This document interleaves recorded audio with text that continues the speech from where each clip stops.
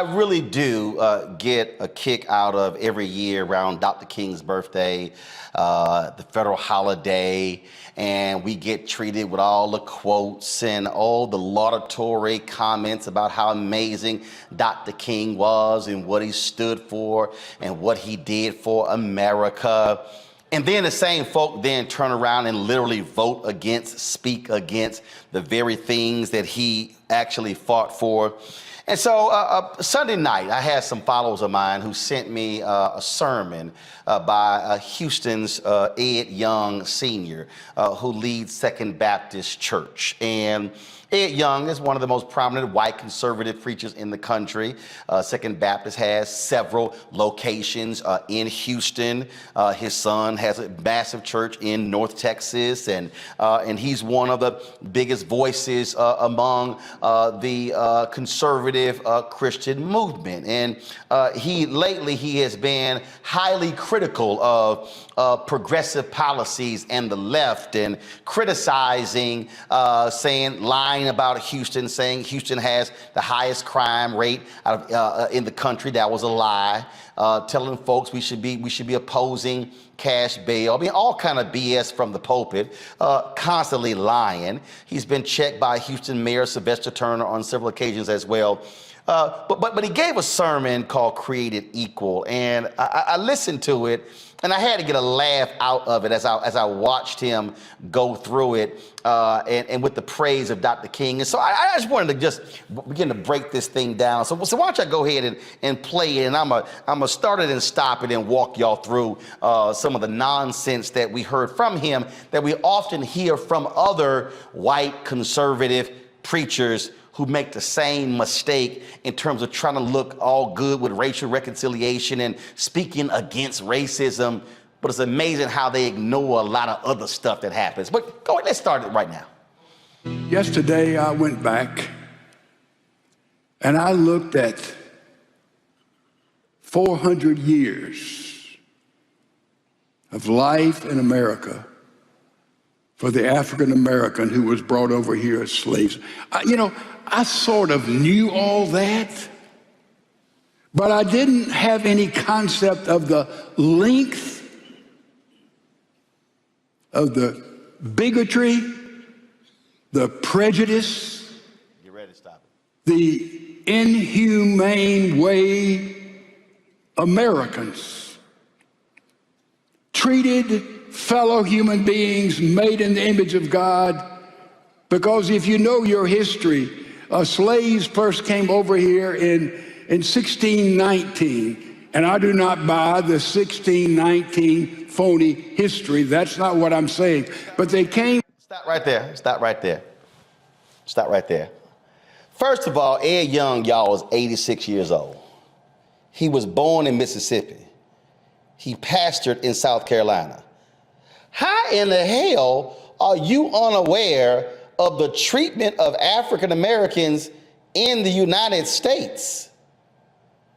You were born and raised in Mississippi. Really? Now, y'all notice right there how he mentioned the first slaves coming in 1619, and then I don't mean that phony 1619 history project.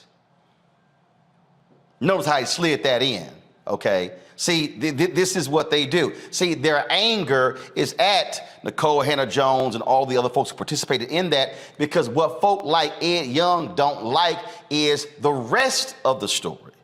They don't want you to hear. And so maybe, Ed, the reason you didn't fully understand the depths and the treatment of Africa, how African Americans were being treated, because the 1619 Project didn't exist. Maybe because you were presented a whitewashed version of American history. So as opposed to trying to throw shade at it, maybe you should spend some time reading that. Press play. With the settlement of Jamestown, the Massachusetts Bay Company, and they came primarily for profit and for gold. A little later, we know about Plymouth Rock, when pilgrims came because they loved Jesus and they wanted to worship freely and independently in a new land. So a totally different ball game. But in Jamestown, the secular invasion of our country, they brought with them slaves, first slavery in our history. And then we know from that moment, listen, roughly 250 years, just hold on to that number, 250 years we treated fellow human beings made in the image of God as if they were animals, and sometimes worse than we treat our own animals. Oh, I gotta put a pause there, Ed, because yes, slavery lasted about 243 years. You throw in the Civil War, then you got the Reconstruction period. But you might want to add on another 100 years, Ed. Great Compromise of 1866, the election of 1876 leads to the Great Compromise of 1877, which leads to 92 years of Jim Crow. Black folks in Jim Crow were treated like animals, were treated as less than human beings. Lynchings that took place in your home state of Mississippi, in South Carolina, where you were a pastor, in Alabama, in Tennessee, in Arkansas, and Texas, and on and on and on. So I'm trying to understand why you're only limiting this treatment of African Americans to that period of slavery when that treatment existed beyond slavery when it was over, or as Douglas Blackman called it, slavery without, first of all, it was slavery without shackles. Slavery continued, just weren't in shackles. Press play. That's the truth. The Constitution was written by wealthy men, intelligent men, supposedly God-fearing men, but 8 out of the first. Constitution was not written by wealthy men. It was written by wealthy white men. That distinction is kind of important to the conversation. Press play. First 12 presidents of the United States were slave owners. They were slave owners. Now you can build all kind of little anonymous, how people treat their slaves like family and all that, but it is brutality and is evil any way you look at it. And now we see Dr. King came. Stop. I'm sorry.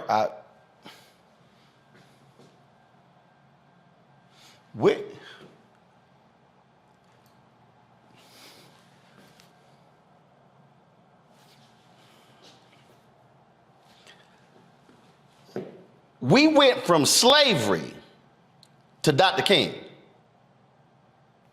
Damn near 100 years. Dr. King does not come onto the national consciousness until the Montgomery bus boycott in 1955. He literally went from the end of slavery to Dr. King. How you skip 90 years? How do you skip Frederick Douglass? How do you skip Martin Delany? How do you skip Booker T. Washington, W.B. Du Bois, A. Philip Randolph, Ida B. Wells Barnett? How do you skip 90 years of black struggle for freedom and you just go, ooh, then we got Dr. King? Press play.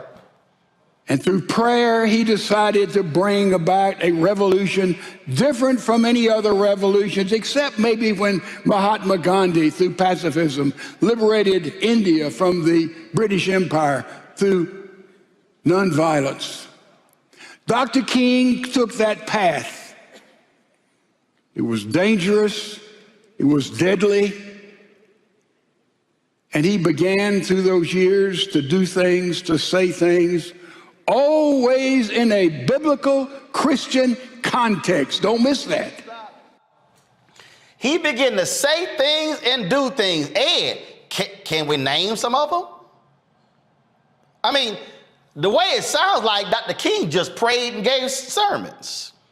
No, that was policy. There were things behind that. He was arrested. There were protests, and it wasn't just him. It was Thurgood Marshall and the NAACP Legal Defense Fund. It was Dr. Dorothy Height. It was James Farmer. It was CORE. It was SNCC. It was a plethora of individuals. It was, I mean, we can go, it was Ella Baker and others. It was Roy Wilkins. It was Whitney Young. I mean, we can go on and on with the folks who were involved in this. Come on, Doc. Press play. Don't miss that. Don't miss that. I submit to you that along with Billy Graham and maybe internationally Winston Churchill, Dr. Martin Luther King was the most influential individual in the 20th century by far. But Ed, tell your white congregants why. Go deeper. Ed, come on. If you're going to walk through scripture, walk through the text and the life of Dr. King. Sitting right here, Ed. 7 volumes of Dr. King's writings. The papers of Martin Luther King Jr. from Stanford University, Claiborne Carson, and others. 7 volumes. And not even all of his papers. The books he read. Doc, you got to go a little bit deeper than that, player. Go ahead, press play. He saved America. He preached the gospel. He was indeed a great man. Dr. King did not save America because he preached the gospel. Dr. King and others redefined America because they chose to stand up and fight for freedom and equality and fight against white supremacy, fight for the poor, fight for the folks who have been ignored. He didn't just preach the gospel. The Bible, Ed, says faith without works is dead. You can't stand before your congregation and give a sermon about Dr. King's faith and ignore his works and not mention that. But there's a reason why you don't want to mention his works. Because his works then contradicts what you believe today. Press play. Martin Luther King speaking at Southern Methodist University 2 years before his assassination, 1966. He said, a doctrine of black supremacy is just as dangerous as a doctrine of white supremacy. God is not interested in freedom of black men or brown men or yellow men. God is interested in the freedom of the whole human race, the creation of a society where every man will respect the dignity and worth of personality. Dr. King, a couple of years before his assassination at SMU. Oh my God, I'm fascinated by Ed transitioning from Dr. King's work to a piece of his speech at Southern Methodist in 1966. So I decided to look up that particular speech. Go to my iPad. This, ladies and gentlemen, is a transcript of that particular speech. Ed talked about the white supremacy, the black supremacy part. Let me scroll down. Let me keep going. Let me keep going. Let me keep going. Let me keep going. Let me keep going. Let me keep going. Let me keep going. Let me keep going. Let me keep going. Let me keep going. Let me keep going. Let me keep going. Let me keep going. Let me keep going. Let me keep going. Let me keep going. Oh, then I have arrived right there at the top of the screen, the one paragraph that Ed Young was speaking about. Ladies and gentlemen, the speech that Dr. King gave is 7,485 words. Let me say that again, just in case you missed what I just said. The speech that Dr. King gave at Southern Methodist University is 7,485 words. Ed Young skipped 6,345 words before he decided to cherry pick the segment of Dr. King's speech where he's talking about black supremacy. Now, if anybody understands and actually has read the history of Dr. King, what they will know and understand is Dr. King, whenever you saw him talking about black supremacy, he was specifically talking about the Nation of Islam. He was talking about, here's his book, Where We Go From Here, Chaos or Community. In this particular book, where he talked about there are 4 institutions that are primed to liberate black America, he lists the Negro Church, the Negro Press, Negro fraternities and sororities, Negro professional and business organizations. And then he talks about the Nation of Islam, and he says, while he praises them for the work that they have done to clean up black men and to be moral and upstanding, he disagrees with them about black supremacy. That's what he was talking about. In the same book, he talked about black power being an empty statement with nothing behind it. That's what King talked about. You can hear numerous speeches with him doing so. But there's a reason why Ed mentioned, why he just cherry picks that part of King's speech at SMU for this. So I submit to you that we're proud to be American. I'm proud to be American, but we can't overlook this disastrous history. At the same time, all important, the color of your faith says all of those in the woke agenda. What does that mean? He said the woke agenda. Now you understand why he pulls out that segment on black supremacy, because it is the setup for the attack on the woke agenda. He then tries to define the woke agenda. Press play. Means, according to those in the left part of our United States, that if you were born black or some other color, that defines who you are, and you are, listen to me carefully, automatically a racist by being white. That is a fundamental and absolute lie. It is an absolute lie. That is not what being woke means. That is how white conservatives have redefined wokeness. They have used it as the attack against diversity, equity, and inclusion, the attack against multiculturalism, the attack against what we're trying to achieve. That's how they have redefined it in their own way. That is not the definition. Press play. It doesn't matter what you've done, what you believe, where you've been. You are a racist by virtue of your birth. And more than that, and this is hard to believe, there's not a thing in the world you can ever do to repent and to convince anybody anywhere because you're white that you're not a racist. We all know that's a flat out lie.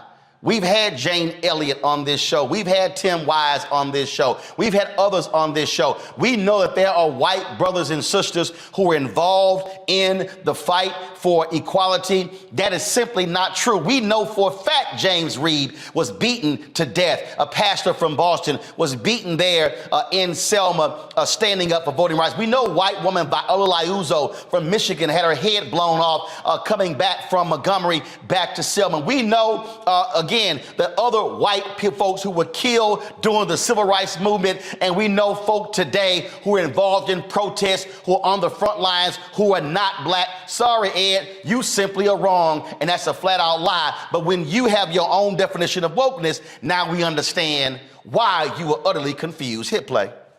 There's no redemption. You can be anti-racist, but you'll never reach the goal until you're still categorized like that. A leader of Black Lives Matter said, a matter of public record, anyone who waves an American flag by definition, whomever you are, you're a racist. Now, it's amazing how you could go to find Dr. King's speech and go down 6,000 plus words and pluck out a paragraph, but you can't name who this so-called Black Lives Matter leader is. Do you have a name, Ed? Are they actually a Black Lives Matter leader? Who? Are they a local person? Are they a national leader? Who really is the person you're quoting, Ed, so we can have the context? Oh, you just say a Black Lives Matter leader, it's a matter of public record. Nice try. We ain't falling for the banana in the tailpipe. Press play. Everything is tragically defined by racism. How different that is from Dr. Martin Luther King's understanding of the racial challenges we had in America then, and we progressed a great deal. We still have some ways to go, but how far that we have come. You see, he would tell us, as we know, the color of your face doesn't determine your character and who you are, and really you'll discover doesn't say much about you and me. Did you know that all of our physical assets, ears, nose, mouth, body, make up 0.012 of who we are? Is that any big deal about you or about me? That color is all important of your skin? Did he just? So Dr. King didn't understand color? Dr. King didn't have an appreciation of blackness? Really, Ed? I recall Dr. King talking about black is beautiful. Press play. Dr. King. Go to Korea. I come Play here King. tonight and plead with you. Believe in yourself and believe that you're somebody. As I said to the group last night, nobody else can do this for us. No document can do this for us. No Lincolnian Emancipation Proclamation can do this for us. No Kennisonian or Johnsonian Civil Rights Bill can do this for us. If the Negro is to be free, he must move down into the inner resources of his own soul and sign with a pen and ink of self-assertive manhood his own Emancipation Proclamation.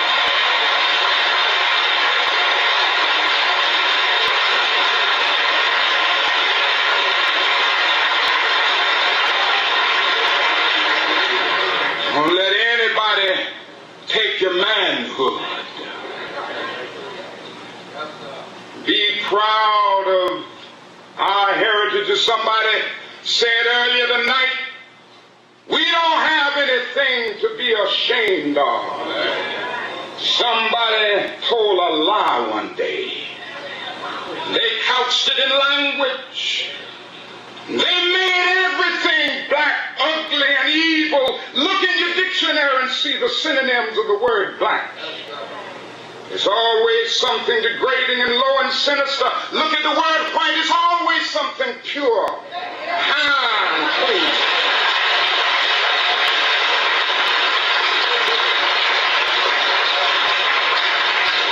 But I want to get the language right tonight.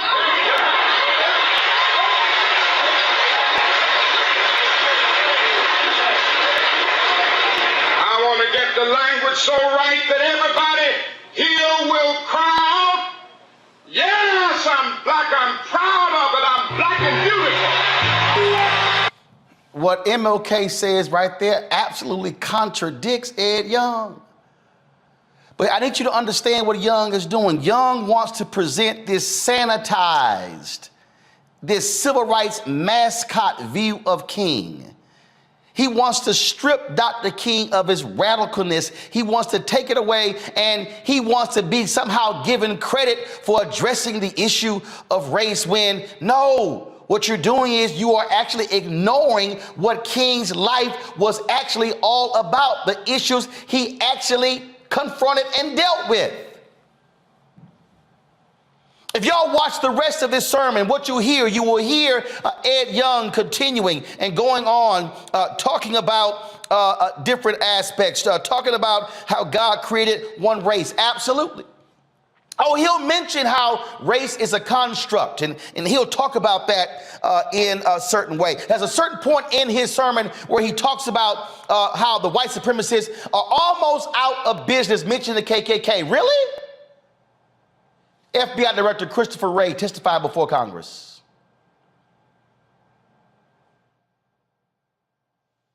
Play it. This is the FBI Director talking in the last couple of years. Listen. The HVE threat, the homegrown violent extremist threat, is the new normal, and it's created a new set of challenges, a much greater number of potential threats, each with far fewer dots to connect, and much less time to prevent or disrupt an attack. These folks are largely radicalized online by the global jihadist movement. We're also keeping our eye on domestic terrorism from people who've come up with their own customized belief systems and hope to advance them through violence.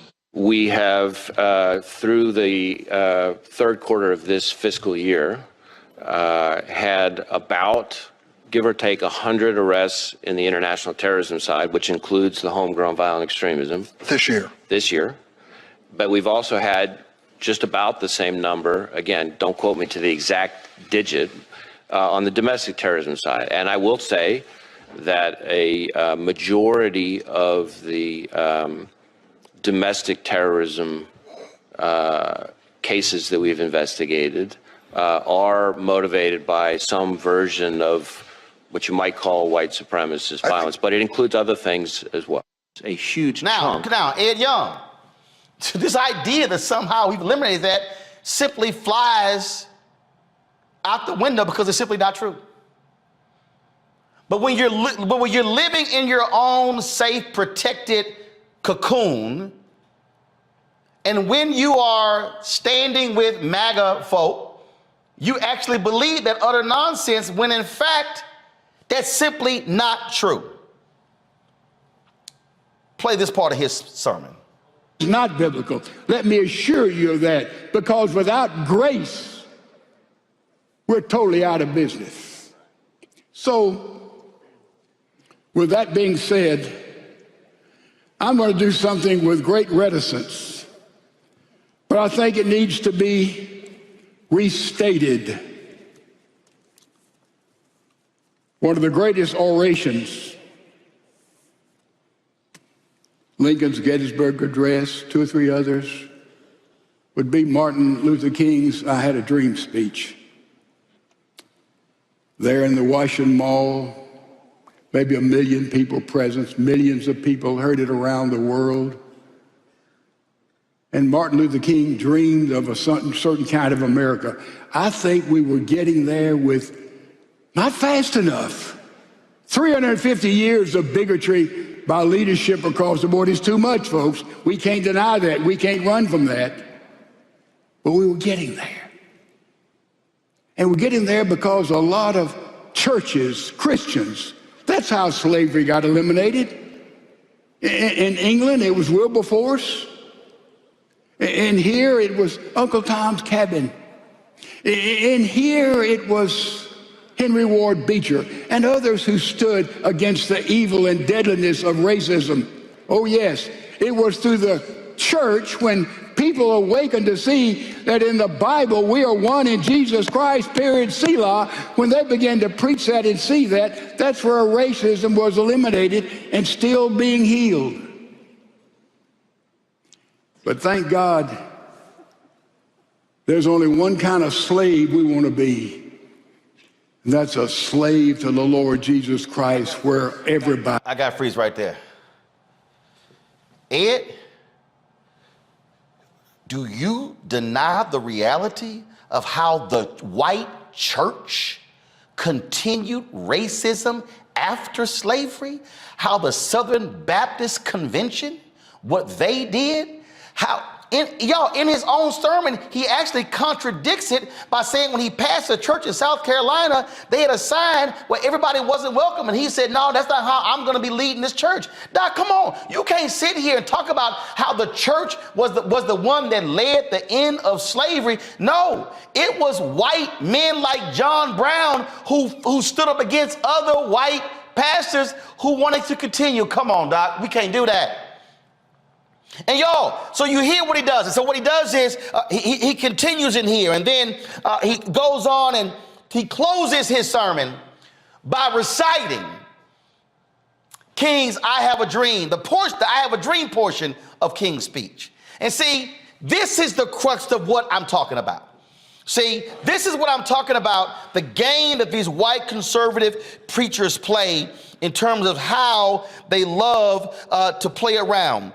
See, Ed, since you want scripture, Proverbs 12:17 said, a truthful witness gives honest testimony, but a false witness tells lies.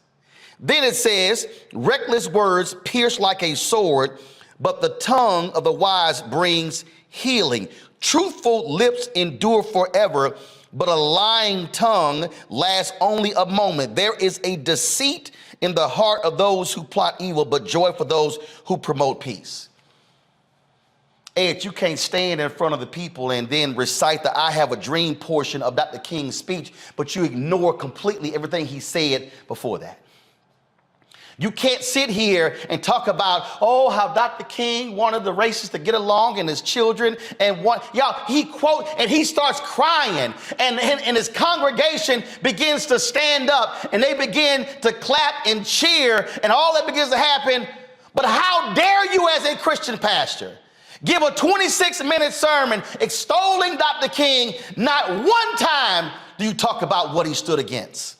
Not one time do you recite the same speech where he talked about police brutality. He talked about voter suppression. He talked about the economic imbalance in this country. How can you sit here and even quote that particular speech that he gave at Southern Methodist University and totally look over the 6,000 other words he actually gave in the speech? Y'all, go to my iPad. If you actually look at the speech, Dr. King in the speech, he talks about the poor. He talks about voter suppression, still alive today. He talks about the economic imbalance when it comes to wages and jobs. He talks about all of those things. Yet I don't hear Ed Young talking about any of these issues. I don't hear him talking about what King was referencing. I don't hear him dealing with in all of these volumes the work King was talking about. Y'all go to YouTube. Ed Young has a speech called Socialism versus Capitalism, where he has some strong words against socialism. The same man who he praised in this sermon, guess what he called himself? A socialist. This book right here is called The Guaranteed Income. It is by Robert Theobald. This is the book. Reverend Al Sampson, who was one of two pastors personally ordained by Dr. King. This was the economic theory that the King believed in when it came to a guaranteed income. King said he was a socialist. But the same Ed Young has harsh words for socialists, yet he stands before the congregation, strips King of all of that to praise him, to make it sound like, oh, we all together. And if we could just love one another and just stand together. No, Ed, what it requires is for you to put some skin in the game. What it requires for you, Ed, is to not to drive your conservative theories when you at your church hosted Roy Moore Jr. when he was running against Doug Jones in the Alabama Senate. When you stood there and criticized the cash bail situation, blaming that for crime in the country, when you don't want to confront mass incarceration. Where are you, Ed Young, with the Poor People's Campaign and Reverend Dr. William J. Barber fighting for the 140 million poor and low-income folks in the country? You can't stand before the people and praise Dr. King and never mention the poor. You can't stand there and talk about how great and wonderful he was when literally the things that man was fighting for then still exist today. You can't sit here and strip this man of who he was and how he spoke against the reality of how white folks thought. But maybe I just ought to just share just a couple of things, and I'm almost done. And I'm gonna let the panelists comment, and then I'm gonna go to my next guest. But I just want y'all to understand that, this is what King wrote. White Americans left the Negro on the ground and in devastating numbers walked off with the aggressor. It appeared that the white segregationists and the ordinary white citizen had more in common with one another than either had with the Negro. Same MLK. The same MLK, this is what he said. Overwhelmingly, America is still struggling with irresolution and contradiction. It has been sincere and even ardent in welcoming some change, but too quickly apathy and disinterest rise to the surface when the next logical steps are to be taken. Laws are passed in a crisis mood after a Birmingham or a Selma, but no substantial fervor survives the formal signing of legislation. The recording of the law in itself is treated as the reality of the reform. Same MLK, Ed Young. MLK writes, the real cost lies ahead. The stiffening of white resistance is a recognition of that fact. The discount education given Negroes will in the future have to be purchased at full price if quality education is to be realized. Jobs are harder and costlier to create than voting rolls. The eradication of slums housing millions is complex far beyond integrating buses and lunch counters. Same MLK. Same MLK. He then says in here, Negroes have proceeded from a premise that equality means what it says, and they have taken white Americans at their word when they talked of it as an objective. But most whites in America in 1967, including many persons of goodwill, proceed from a premise that equality is a loose expression for improvement. White America is not even psychologically organized to close the gap. Essentially, it seeks only to make it less painful and less obvious, but in most respects to retain it. Most of the abrasions between Negroes and white liberals arise from this fact. Same MLK, Ed Young. Same one. Then he says, whites, it must frankly be said, are not putting in a similar mass effort to re-educate themselves out of their racial ignorance. It is an aspect of their sense of superiority that the white people of America believe they have little to learn. Y'all, that's just in the first 10 pages of the book. I take exception to the sermon because what Ed Young is doing is what white Christians and white Republicans often do. That is, they want to present a sanitized, clean, saccharine, G-rated version of Dr. King minus all of the stuff that he was fighting for in his 39 years. You can't stand before your congregation, Ed Young, and praise Dr. King and how wonderful he was and how he preached the gospel if you never even mention the word poor. You can't stand there in your fine sanctuary and talk about how amazing he was and how he changed America if you're unwilling to commit yourself to the very things that he actually stood for. Because frankly, all you're doing, if you don't, is providing us with empty rhetoric that is meaningless. If Pastor Ed Young Sr. wants to impress me, I dare you to invite Reverend Dr. William J. Barber to your church. I dare you to invite the Poor People's Campaign and repairs of the breach. I dare you, Ed Young, to hold a 1 or 2 day conference on your campus with regards to the real life of Dr. King. I dare you to bring Reverend Bernice King to your church and the King Center and have a real dialogue. I dare you, Ed Young, to invite Reverend William Lawson and Reverend Dr. Ralph West and other pastors in Houston, other black pastors in Houston to come comment and say how you, Ed Young, are willing to stand with them on the very issues that Dr. King talked about. Don't sit here and cherry pick out of a soul speech he gave at SMU if you're unwilling to address the other stuff he talked about in the very speech. Please, Ed Young, show me where you called out Senator Tommy Tuberville for his racist comments. Please show me where you have chastised Donald Trump, other Republicans, for their racist and xenophobic comments. Please show me where you are willing, at the age of 86, to stand in the same spot and say, I'm willing to lift up the same stuff Dr. King believed in. If not, all you did was give yourself a 26-minute pat on the back, shed some tears at the end, and got you an empty standing ovation from your audience, and they left that church just as uninformed as they were when you started. It's simple as that. Monique, you said, I'm gonna let you start. You sent me a text saying you heard the speech and you had views on it. You agreed with most of it. Now that you heard me lay this out, you can go ahead and comment.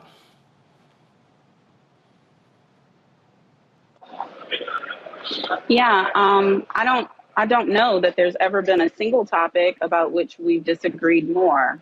I believe, as you said on my show a couple of days ago, that it's the responsibility of white people in leadership to speak and galvanize in their own communities and thereby congregations. And I see someone like a Pastor Ed Young with roughly 85,000 people in his ministry who chose, didn't have to, ain't no special day, not MLK Day or nothing like that, chose the topic of racism and the history of slavery and racism in this country to spend the entirety of his sermon and talked about slavery and the hundreds of years post-slavery and the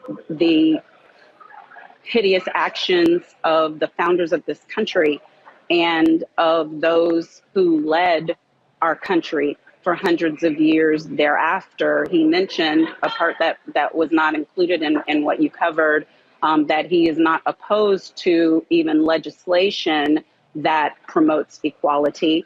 He discussed the areas in which he thought personally he had been able to assist, such as going in and leading a church that had been led by racists and white supremacists and needing to reach agreement with leadership and the leadership voting and a little more than half of them agreeing so that he could continue there, but the governor, who was the deacon, being one who did not agree. All of these stories are documented. But to me, the thousands of people in that church that day likely heard more about the plight of Black people in this country from a leader they respect than they had heard in days and days and years and years. He made no mention about plight. They may be looking at. He made no mention about plight. He didn't talk about. Why are you interrupting? No, I'm interrupting because he made no mention of plight. He didn't talk about economics. Okay. He didn't talk about education. Okay. He didn't do present day. Okay. No, he didn't. He simply was a flyover. He spoke at 30,000 feet. Okay. He literally made no specific mention about the condition of African Americans then or now, other than we were treated as animals. He simply did not. Right. Except saying that we've come a long way, but we have further to go. Well, can you say what we might want to be doing? No. I'm not saying that he gave an anthology. I'm not saying that he gave an accurate history of slavery in America and the vestiges of it. I'm not saying that he gave an accurate history of MLK. I'm not even focused on slavery. I'm not saying he wouldn't even mention a single substantive issue Dr. King fought. All he said was he preached the gospel and changed the world. Well, Roland, as you say, it's your show. No, But as my I say, it's opinion- called context. No, but you keep. I know, but you had 20 minutes. I'm only trying to take 4 Well, to share my I thoughts. got you, but Okay. first of all, but you've had 3.5, and so Okay. but you had 3.5. So I'm gonna go to Robert, then I'm gonna go to Joe. But you did, Robert, go.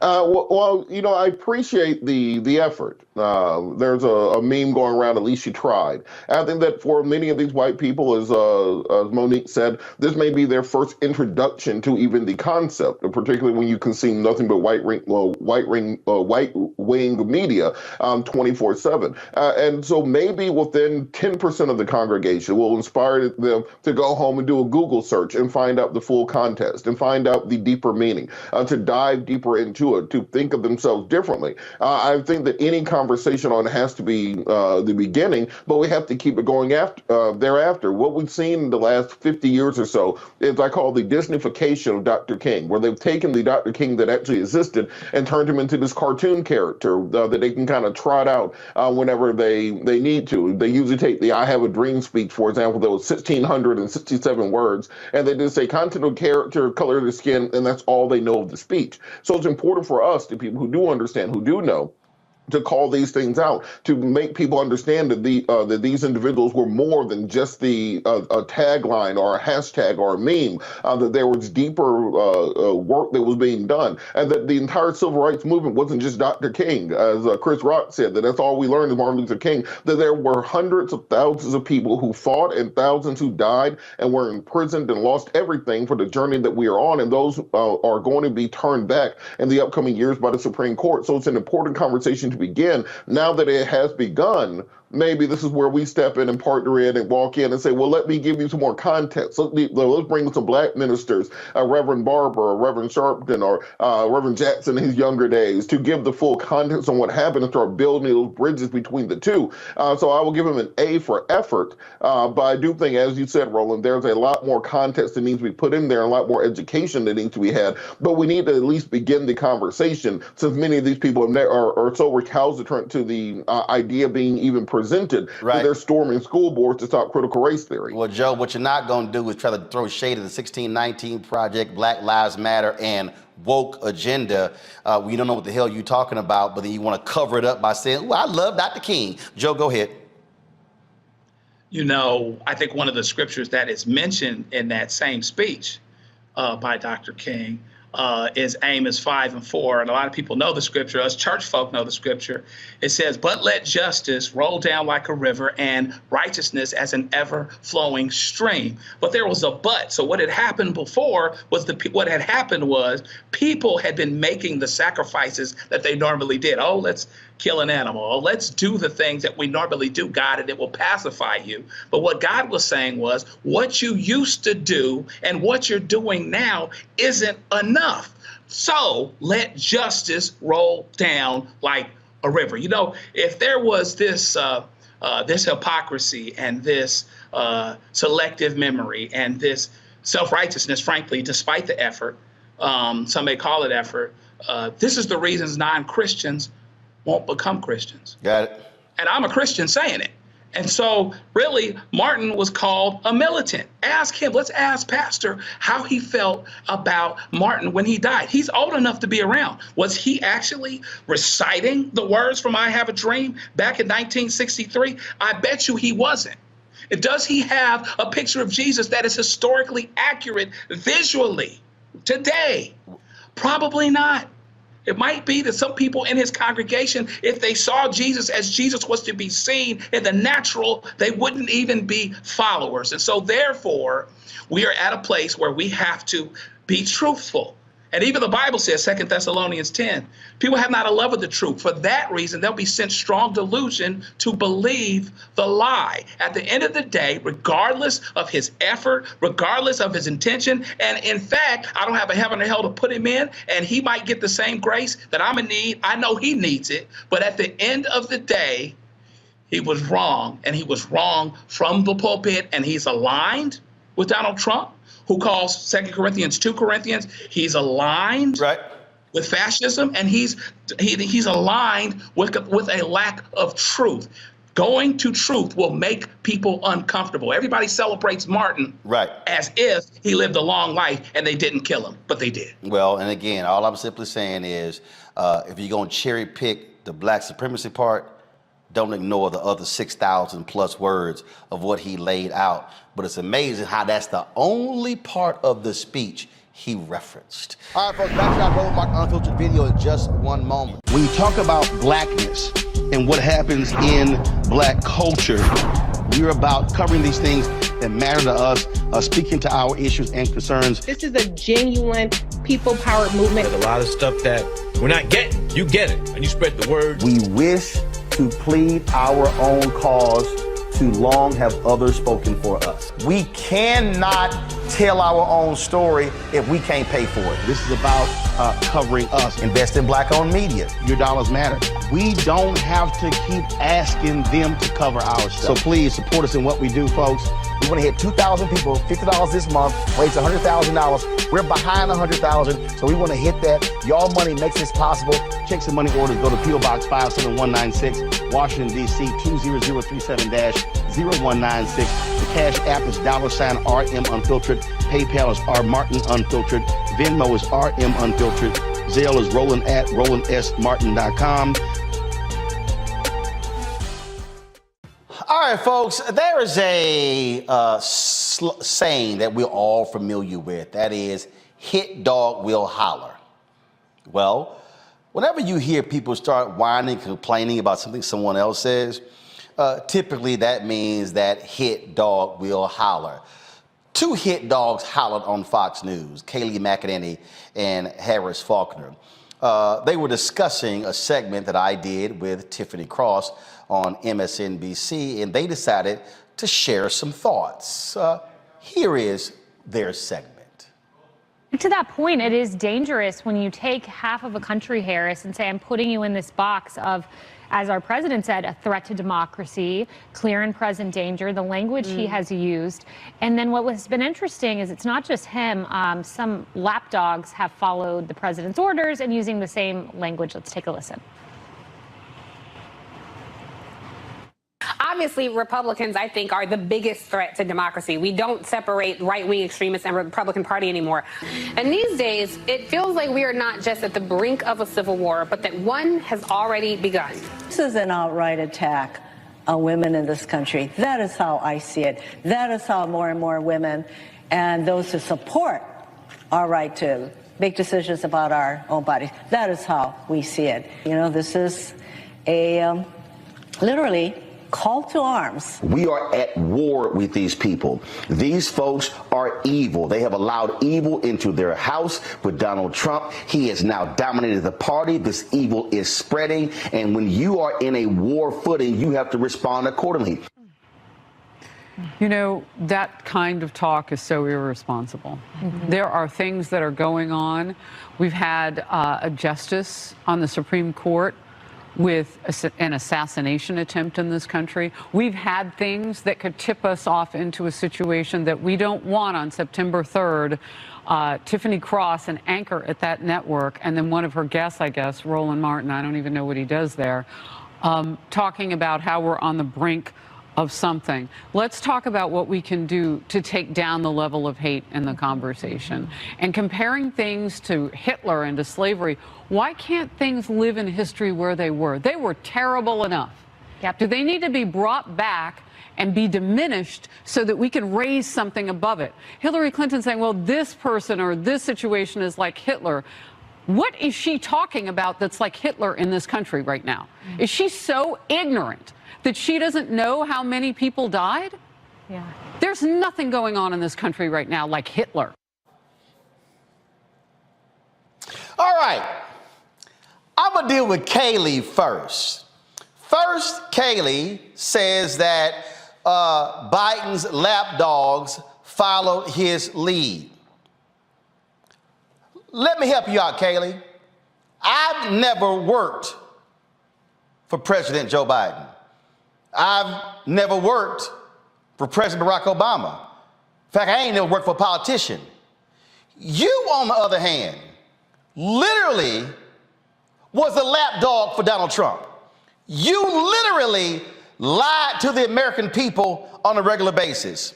You right now are a fake journalist sitting in a host chair on Fox News when you have absolutely no training for the job whatsoever. In fact, your entire network is a lapdog for Donald Trump.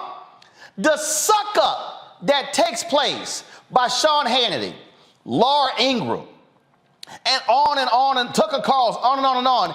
Peter Hegseth, it's unbelievable. There's a reason your network is getting sued by Dominion because of the lies that y'all pushed when it came to the voting election being rigged.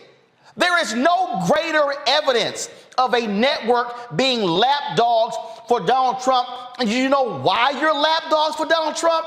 Because your ratings went down after the election when you properly called Arizona for Joe Biden. And what did your network do? Your network fired the guy who made the call. There is no greater example, Kayleigh, of lapdogs than you and Fox News. In fact, Fox News, your employer, is such a lapdog for Donald Trump, y'all actually employed the man's daughter-in-law. How much more of a lapdog can you be when you are employing the daughter-in-law of Donald Trump? Now, let me deal with you, Harris. First of all, you called it irresponsible. Then, Harris, you tried to act like you didn't know who the hell I was and what I do. Harris, I got your phone number right here. And you got my phone number. I mean, you do remember when I took you to the Apollo's spring gala. Do you want me to pull the photos up? When I took you down to Harlem, where the black folks were? Remember the red dress you wore? Oh, do you want me to pull those receipts? I don't even know what he does for the network. It's called some basic ass research, Harris. I don't work for MSNBC. Y'all invite guests on Fox News all the time. So maybe you should do some research and know that I was an invited guest on Tiffany Cross show, and I don't work for MSNBC. Typically, Harris, I'm sorry, you know how this works. If someone is a Fox News contributor, you say Fox News contributor. If they're a guest, you just simply say who they are. That's what Tiffany did. So please don't try to sit here and be dismissive and act as if you don't know who I am, Harris, when you know exactly who I am, which is why when you co-hosted the NABJ award ceremony in Miami, you and I talked there as well. Yeah. So don't let me bring out the black receipts on you, Harris Faulkner, and don't play this game with your audience. Now, you actually said the comments were irresponsible. I'm going to show you irresponsible, Harris. And what I think is irresponsible is when you're supposed to be a so-called news anchor. First of all, Tiffany Cross is not a news anchor at MSNBC. She's a show host, not a news anchor. You should know the difference between being a news anchor. Now, you are a so-called news anchor at Fox News, Harris Faulkner. You actually said what's irresponsible. I'm going to tell you what's irresponsible when the New York Attorney General, Letitia James, lays out by detail how Donald Trump has cheated when it came to his financial records. This is how you responded, Harris Faulkner, on Fox News.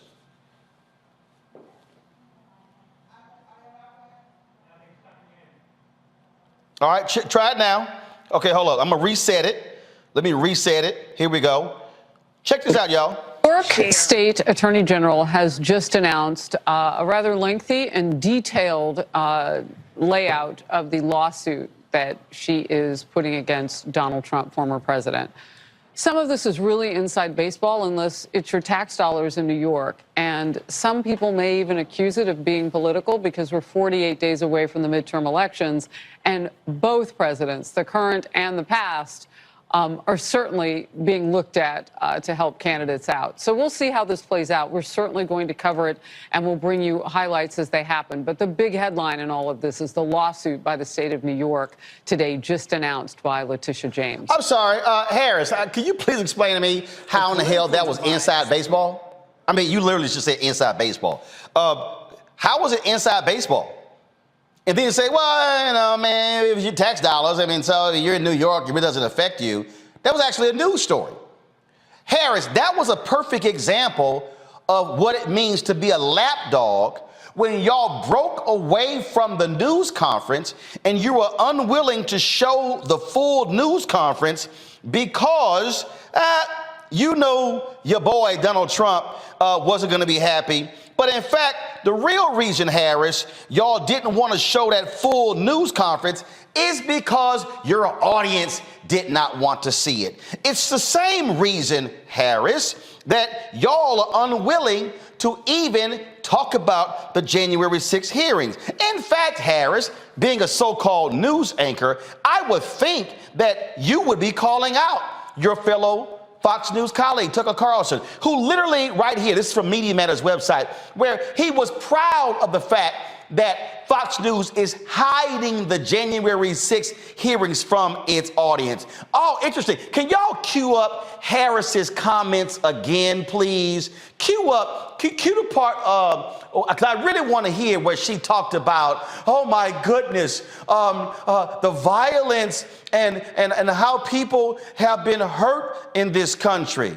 Please. Let's hear that again, since Harris is so concerned about political violence in this country when she mentioned someone who was arrested for trying to kill a Supreme Court justice. You know, that kind of talk is so irresponsible. There are things that are going on. We've had Find me some justice January on the Supreme 6th Court video with an assassination attempt in this country. We've had things that could tip us off into a situation that we don't want on September 3rd. Tiffany Cross, an anchor at that network, and then one of her guests, I guess, Roland Martin, I don't even know what he does there, talking about how we're on the brink of something. Let's talk about what we can do to take down the level of hate in the conversation. And comparing things to Hitler. You want to take down the level of hate in this country? Well, hell, Harris, why don't you call out your own network? Your own colleague is proud of the lack of coverage on January 6th. Oh, Harris, shall I remind you of what happened on January 6th? Shall I remind you of the political violence? Shall I remind you of the police officers who were beaten on that particular day? Shall we remind you how Republican and Democratic lawmakers were terrified of the folks who were storming the U.S. Capitol? But your colleagues at Fox News, they have labeled it a walk in the park. They've said it was just a tour. That's how they've labeled it. That's interesting, Harris, because guess what? Go to my iPad. This is today. Harris, Kyle Young, a 38-year-old Trump fan who brought his teenage son along as he assaulted then D.C. police officer Michael Fannin and another officer at the Capitol on January 6th, was just sentenced to more than 7 years, 86 months in prison. Do you mean that violence, Harris? Your network won't even show the hearings in prime time. Your network, Harris, is the greatest lapdog in America for Donald Trump and the Republican Party. The folks who sign your check, Harris, sucks up to Trump and MAGA. In fact, you employ them, you celebrate them, you tout them, you praise them, you sit next to them on the couch, Harris. And so if you want to actually have a discussion, Harris, You got my cell phone number, because I damn sure got yours. Call me. You want some, y'all got a man who sits in that center seat there? Why don't y'all call this man if you want to have a debate, if you want to have a conversation? And then, Harris, you had the audacity to say, oh, we need to dial down the rhetoric. Really? This here is the video page for Media Matters. Here you have Tucker Carlson praising the recently elected fascist in Italy. Yeah. Right there. You've got other Fox News hosts on here who do all they can. You're gonna love this one since you're concerned about violence, Harris. Here you got Fox anchor Shannon Bream says it's just not good optics for DOJ to arrest suspect who allegedly assaulted an elderly man outside an abortion clinic. Wow. Harris Faulkner is concerned about the violence in America, but one of the so-called news anchors at Fox News says it's not good optics to arrest somebody who assaulted someone. Last I checked, I thought y'all were the Law and Order Network. I thought y'all actually cared about those things. You know, it's interesting when I hear Harris say, oh, how we need to dial down the rhetoric and things along those lines. That's real interesting when on your network, Harris, on your network, this is what your dear leader said. On Fox News, Donald Trump says immigrants are poisoning our country. Is that the rhetoric that you want to dial down, Harris? Ain't that something? Jesse Waters calls the homeless an invasive species. Dana Perino says we should involuntarily commit the homeless. Is that the type of language you want to dial down? Oh, here we got one. Jesse Waters calls union president a vicious woman.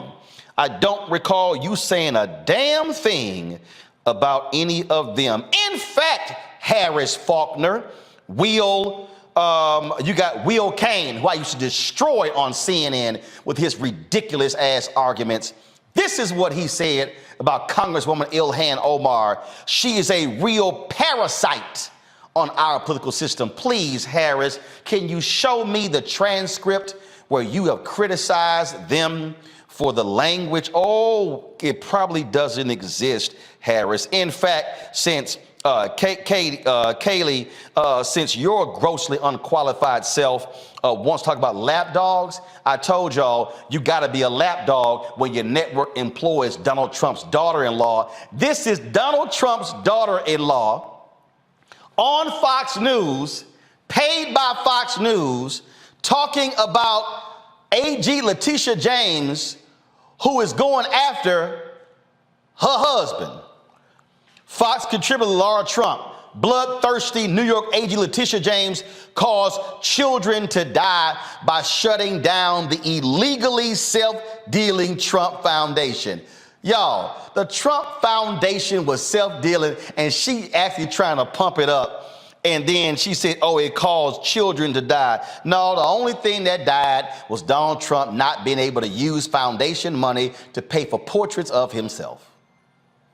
See, folks, what I need y'all to understand is there is no greater lapdog for the entire Republican Party, for the conservative movement, and for Donald Trump than Fox News.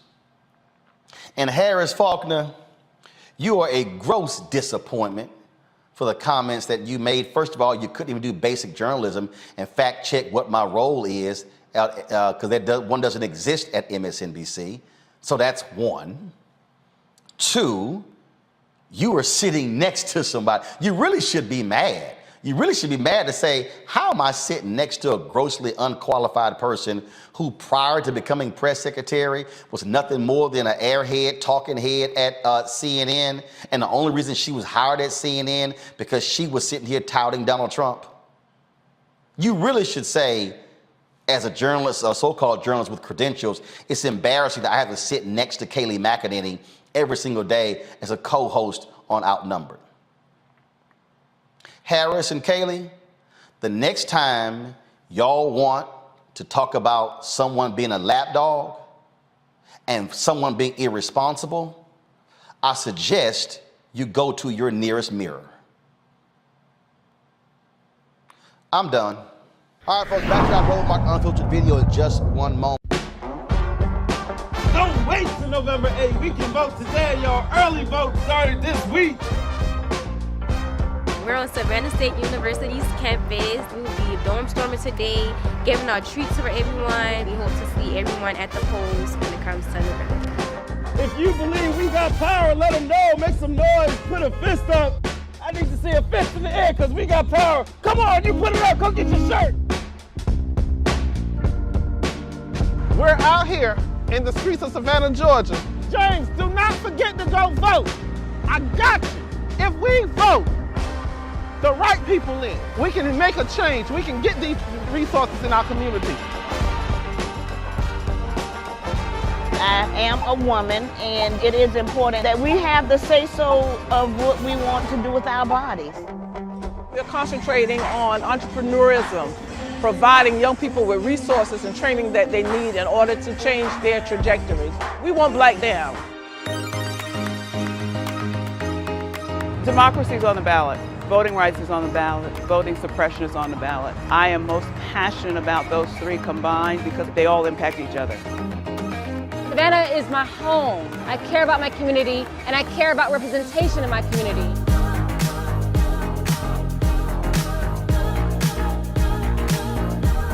Our voices are still going to be heard no matter what kind of obstacles try to come up against us to stop us from voting. We're still going to be standing our ground. The effort that's being made to keep our communities from voting.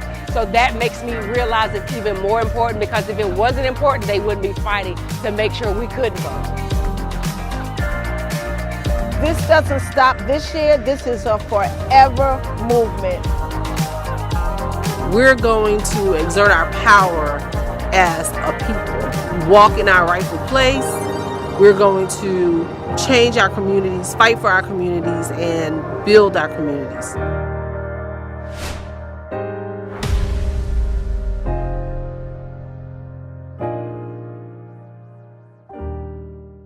All right, Halle Bailey stars in Disney's new movie, Little Mermaid. And you've seen these videos of young Black girls just awesome. Oh, I've seen this sister as a Little Mermaid.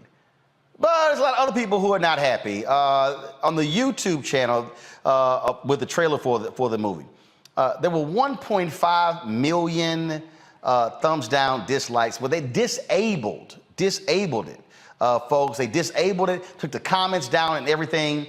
We have seen this. Look at this, 8.1 million views. We've seen all this conversation back and forth. But it's not just Little Mermaid. What's that new show on HBO? One of them Thrones shows, House of Dragons. I don't watch it. And so, Lord, there's some white folks up in arms because, Lord, there's some Black characters.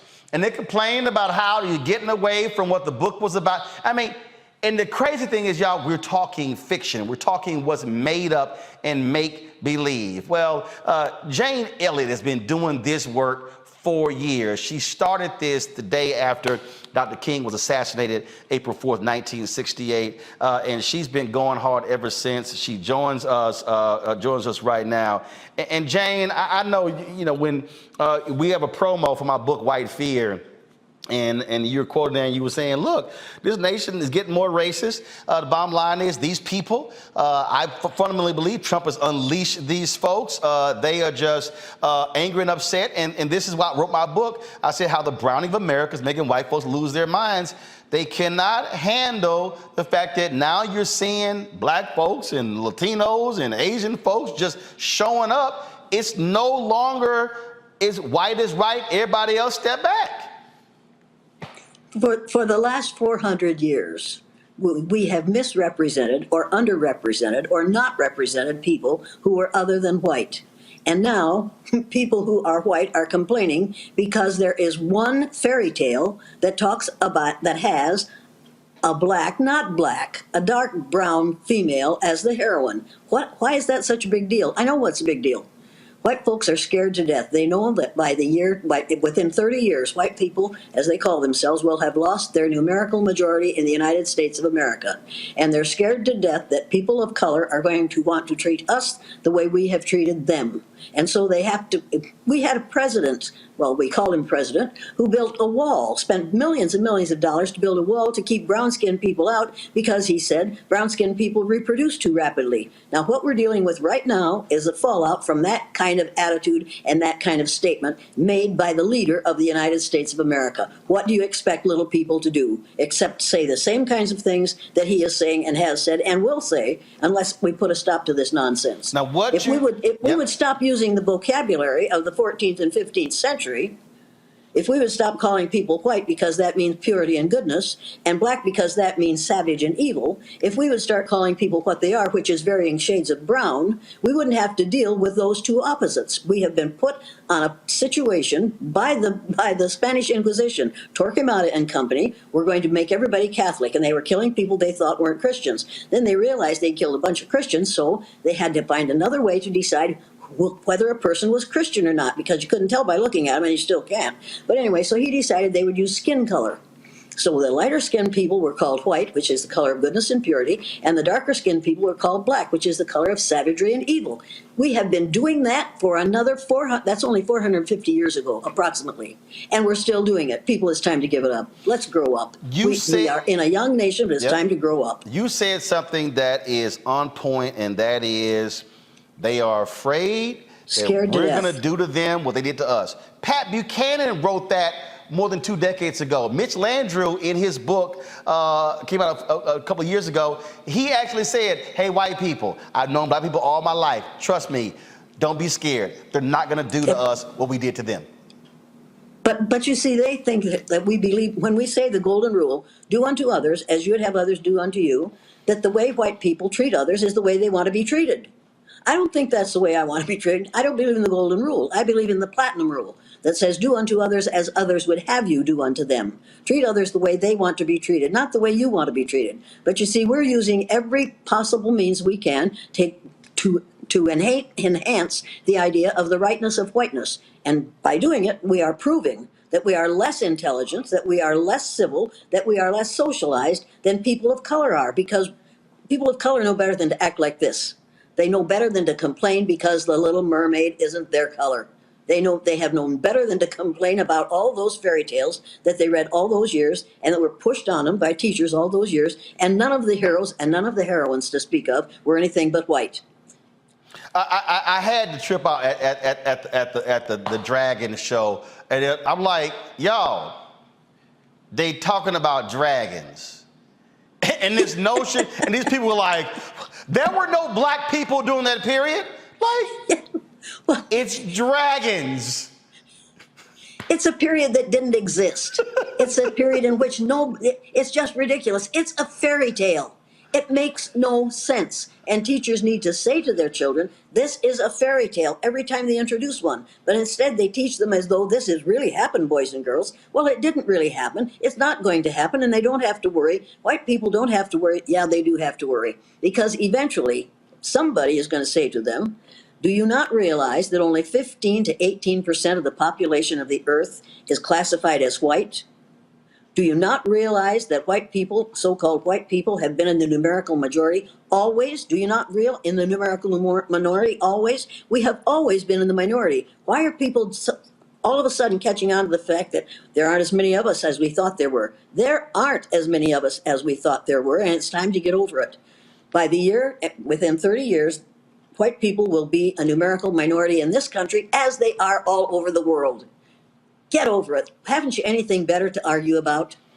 There was if y'all could cue that Bernard Shaw comment up, I want to play it. I played this when he passed away because we were in Las Vegas in 2007, and he made a comment to the white men in media that I thought was on point.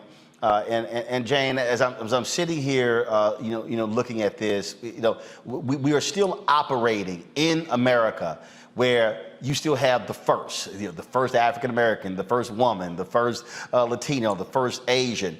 And I was looking at Ron Brownstein's Twitter feed, and where you have these Republican folks who are polled, and they say that racism against white people is just as bad or even more so bad discrimination as it is against black people. And you have the folks like Donald Trump and Turning Point USA and all these people and this conservative media machine that's driving this. And I keep telling people, Rupert Murdoch and Lachlan Murdoch, they know it's all BS, but they are feeding this fear of their white viewers, and they're driving in. They're saying, they're coming, they're coming. That's what all this crap is with the migrants and sending folks away. They're coming, they're coming, they're coming. When anybody who understands the demographic patterns of any country, you cannot have a future if you do not replace population. Now, the great replacement theory. Hey, it ain't, white people stop having kids. Sorry. Don't ask every white woman who wants to make a living and get an education to have children. They aren't going to do it. They're going to wait until they're 42, and then it will be too late. And then they'll say, "Oh my goodness, well, what am I going to do about this situation? Look what society did to me." People, get over it. By the time these young people get ready to have children, they will realize that as the hole in the ozone layer gets larger and larger, more and more sunlight is allowed to enter our environment, and more people who have pale faces are going to die of melanoma, which is a skin cancer that you get if you don't have enough melanin in your skin. Let me tell you, people of color are going to be very much in demand for reproduction in the future. Mark my words, you're laughing now, but you wait 20 years. You won't even have to wait 20 years because they're going to see that if they want their children, their grandchildren, and their great-grandchildren to survive, they're going to have some melanin in their skin. That's the way it's going to be. This is going to take care of itself. And all the silly stuff that you've got going on about the Little Mermaid today is going to fade into the past, and we're all going to just laugh ourselves silly over it. That anybody would get upset about this is totally ridiculous. And it proves the ignorance. It proves the self-imposed ignorance of the so-called white population of the United States of America. And we've got to start, that's another thing, we've got to stop calling this country America and start calling it the United States of America. Because the word united is the most important part of that title. And we better start to use it because we had 4 years of someone who tried to divide us. And this very kind of thing is what happens when you have somebody who is trying to divide people on the basis of the color of their skin. In my book, White Fear, How the Browning of America is Making White Folks Lose Their Minds, when I was writing it, the publisher said, well, there were several publishers rejected it. And they were like, well, but I get it, but what should be done? And I said, what should be done? I said, is what Jane is doing, is what Tim Wise is doing, is what other white folks are doing. That is having honest, full, in-your-face conversations saying, you have got to understand what the truth is, what the reality is. And it must be happening in country clubs, in meetings, places where I'm not at. It must be happening at dinner tables. And so, and I love those videos that took place in 2020 of these kids basically cussing out their parents who were voting for Trump. And these young white kids, they were like, Mom and Dad, you know what the hell you're talking about? Yeah. Because they were challenging them. What they were saying is, you're not going to pass this on to me. Linda Tirado is a journalist, and she talked about the racism of her parents. And she was talking about the ring around the tub, and her daughter was taking a bath or something. And then she was basically saying, we're white. We don't leave a ring around our tub. That's just those dirty black kids. And Linda, she tweeted this. Linda said, I will not allow my child to go visit with my parents because my child is not going to learn their racism. That's what has to, I say, y'all, this ain't for black folks to solve. This is where white folks gonna challenge each other and say, no, you're not gonna make those comments in front of me and have the belief. We must be a constant of challenging of this nonsense, Jane. Well, we've all learned to be racist. Anything you learn, you can unlearn. It's time to unlearn our racism. And it's also time to put, not the thing that everybody is talking about now, CRT. For me, CRT means curriculum respecting truth. Now, who could argue with curriculum that respects the truth? When we start really telling the truth, it will change the way children feel about one another and the way teachers feel about the children who come to them as students. Panelists, let's see. I'm gonna start with the educator first. I'm a Congo. You get the first question for Jane Elliott. Wow, it's truly an honor to talk to you, Ms. Elliott, for all of just the work that you've done and inspiring so many of us who do this work in diversity education. I just really want to thank you. The question that I have for you is, could you speak a little bit to the reverse aspect of this? Because I hear people talking about a black person playing a Little Mermaid, but they've had nothing to say about the over 100 white characters throughout history, actors who have played non-white people like Othello and Genghis Khan and Cleopatra. Could you speak a little bit to that hypocrisy? That hypocrisy is what put us where we are today. We're absolutely determined as palefaces not to admit the truth and not to see the truth. And when you walk into a room, or as happened with me, I was giving a speech at a college at the university in Texas. In the middle of my remarks, some teacher stood up and said, I just look for the person's heart. We deliberately teach people to ignore the largest organ on a person's body, inch by inch, which is their skin, in order to think we have to get along with them. This is so ridiculous that we are going to pretend that the Little Mermaid couldn't possibly have been anything but white. And first, it's a fairy tale, but the first modern human beings that evolved on this earth were not white. Whites came last, and we are going to go first. Make no mistake about this. Long after we so-called white people have died of melanoma or some other problem because of the lack of melanin in our skin, all these people of color will still be there, and they'll still be productive, and they'll still be creative, and they'll still be doing wonderful things, just like they were when they managed to populate every landmass on the face of the earth. People of color from countries in Africa at the equator originally populated every landmass on the face of the earth. Why are we afraid to admit that, and why aren't we teaching that? Why aren't we teaching that this continent, what we call the United States of America, this continent, was discovered by people of color between 20,000 and 10,000 years before Columbus was a gleam in his father's eye. It's time for us to stop teaching the lie and start teaching the truth. It will make everything easier for everyone. Did I answer your question? Yes, you did. Representative Shannon. Okay.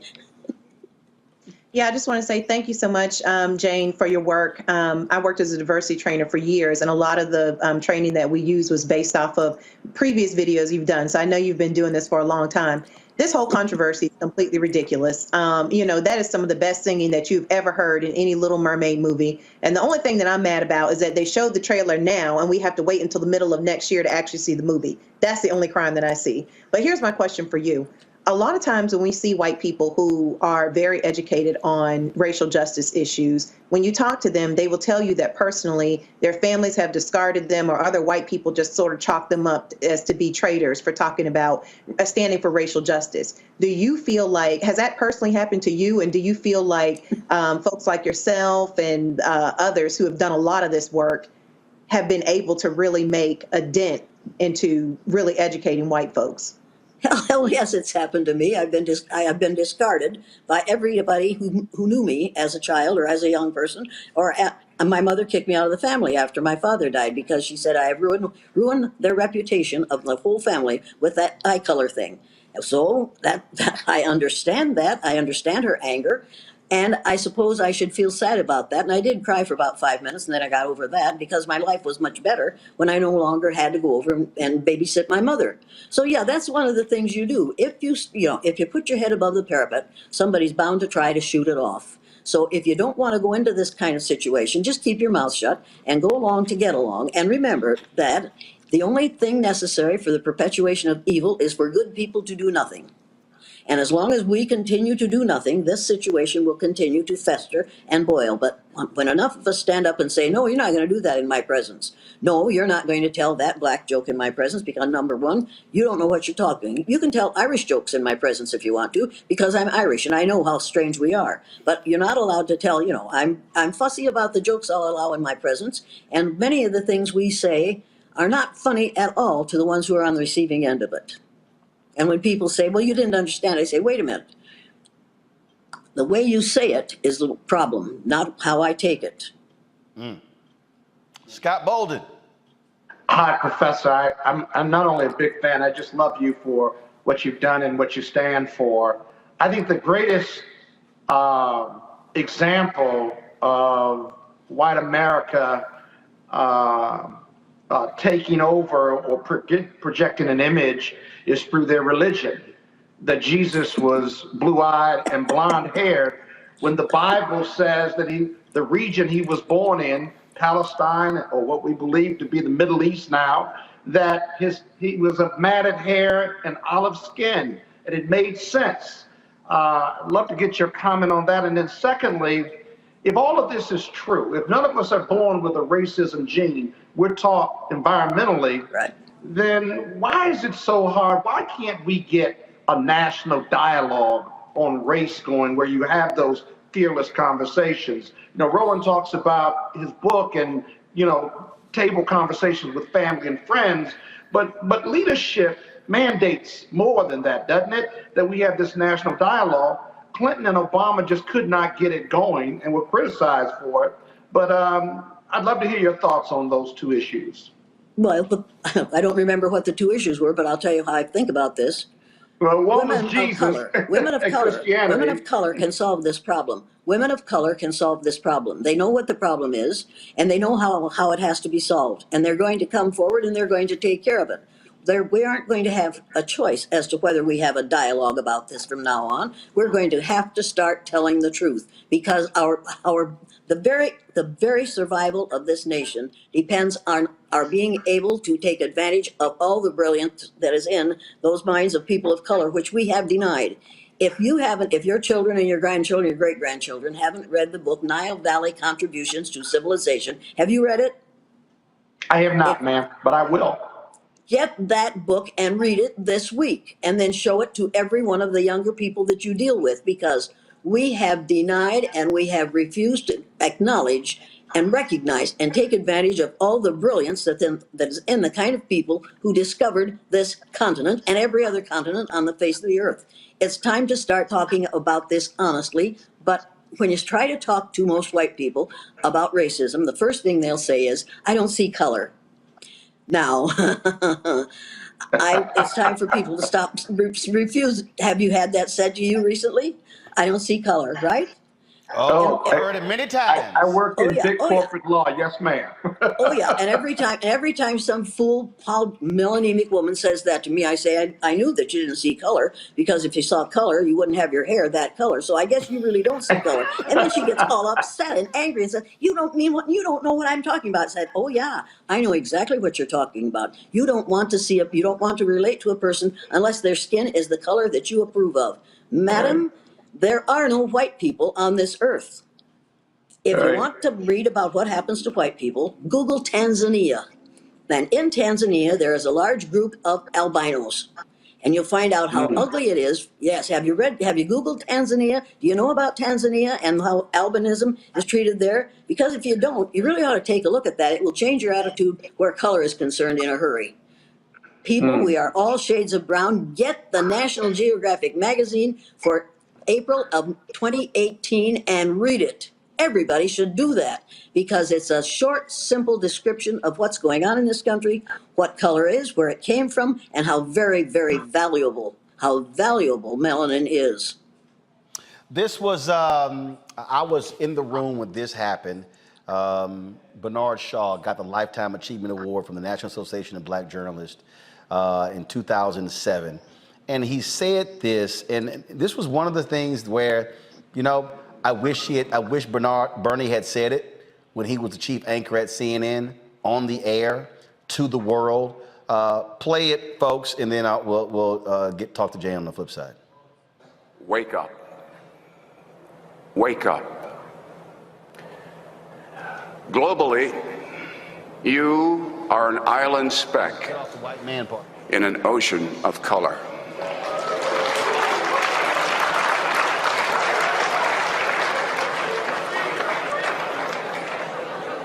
The reins of power will weaken, and so will your grip, if you do not faithfully and fulsomely support our nation's greatest strength, diversity.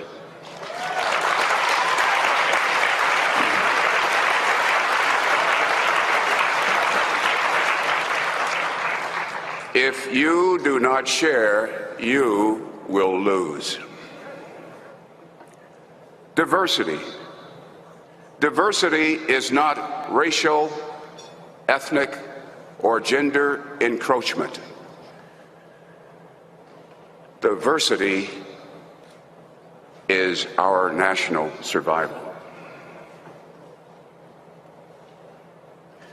To you caught in the middle, stay vigilant. You must stay strong. You must carry on. If not you, who? To you, starting careers, embrace risk. Mold change, making it work for you. Better to walk the plank. So Jane, I wanted to, what he laid at, he was specifically talking to white men. And I remember the faces in the room, they were kind of like, oh my God, did he go there? That was 2007, 15 years ago when he said that. And when we look today, when we look at the numbers, we look at who still is in control. There's been some change. Sure, a black woman is president of MSNBC. Sure, a black woman is president of ABC News. But the reality is, when we talk about who controls the images, newspapers and digital and movies and television, it is still white men. And that's why this battle continues. And what he said there, you got to stay vigilant and keep fighting. Thing that you've been doing, what I've done, what others have done, because that's the only way it changes. We cannot give up. But what we're saying is white men. These are not white men. These are pale, stale males who will be boys all their lives until somebody teaches them the truth about who they are, what they are, and where we all came from. The first modern human being on this earth was undoubtedly a person of color, and we've got to get over the idea of more than one race. There's only one race on the face of the earth. Until we give up the idea of several different races, that's how long we're going to have this problem. These aren't racial problems. These are problems of ignorance. You can't change the color of your skin, but you can change the ignorance of your mind, and we could do that. And education could do that. Education should have done that by now, but instead we are still teaching the same old nonsense. It's time to start teaching the truth. The young man who's writing a book on you called me and he interviewed me, and he said, Roland, are you surprised that there are not more Jane Elliott's? And I said, no, it's not surprising. I said, because it takes a level of courage to say what needs to be said. And I've said there should be 10,000, 100,000, 1 million Jane Elliott's and Tim Wises and others. I said, because that is what it's going to take. I said, because you have to confront it head on.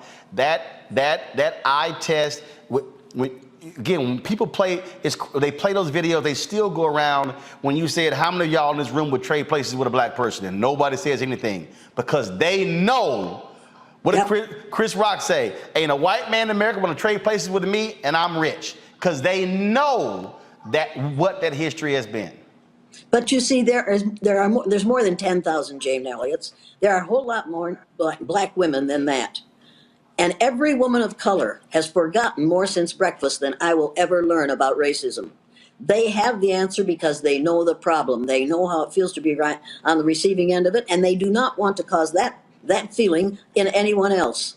If you haven't had that experience, you don't realize how damaging it is. They have had that experience, and they're going to be the ones who lead us out of this mess. Make no mistake about that. They are going to be the ones who lead us out of this mess. Jane, it's always a pleasure. I appreciate you speaking truth. Thank you for always taking our call. I tell people all the time, one of the flat out best panels I ever did was you and I hanging at University of Michigan. We could have went on and on and on. I felt sorry for the moderator because she was trying to ask questions. I'm like, just let us do what we do. We'll listen to you later. We have more to talk about than you. Indeed. Jane, you take care. We appreciate it. Thank you. Well, thank you for calling. Goodbye now. All right, take care. All right, folks. Jane Elliott there. Fascinating conversation. All right, folks, back to that Roland Mark Unfiltered video in just one moment. Hatred on the streets, a horrific scene, a white nationalist rally that descended into deadly violence. White people are losing their damn minds. As an angry pro-Trump mob storms the U.S. Capitol, we've seen shooting. We're about to see the rise of what I call white minority resistance. We have seen white folks in this country who simply cannot tolerate black folks voting. I think what we're seeing is the inevitable result of violent denial. This is part of American history. Every time that people of color have made progress, whether real or symbolic, there has been what Carol Anderson at Emory University calls white rage as a backlash. This is the rise of the Proud Boys and the Boogaloo Boys. America, there's going to be more of this. Here's all the Proud Boys, guys. This country is getting increasingly racist in its behaviors and its attitudes because of the fear of white people. The fear that they're taking our jobs, they're taking our resources, they're taking our women. This is white fear.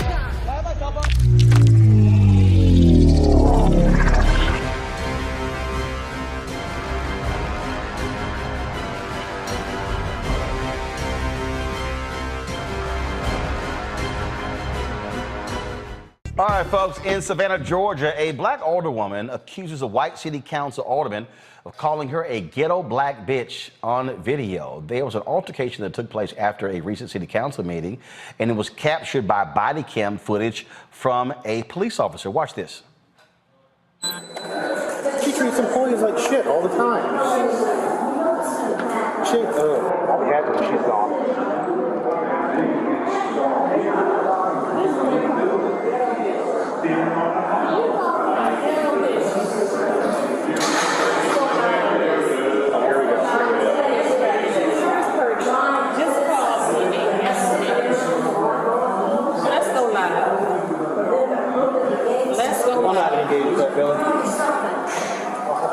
Okay, so here's what I can do. When you're asking me to go That's what I thought. the moisture in her front yard, fine. I guess that makes you more because he's polite. But I'm telling you, Yeah. Ask him. If I could sell that house. Ask him.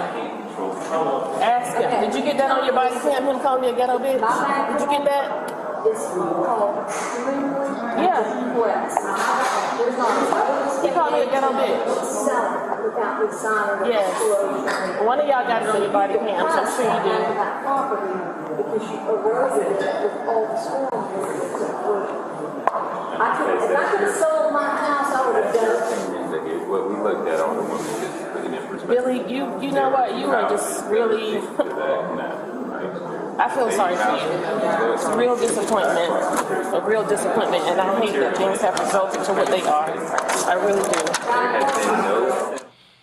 Now, Alderman Curtis Purty isn't heard on the police body cam calling the alderwoman names, but he admitted to calling her that in a phone interview. Now, prior to what took place outside the chamber, things got a little testy on the inside. Watch.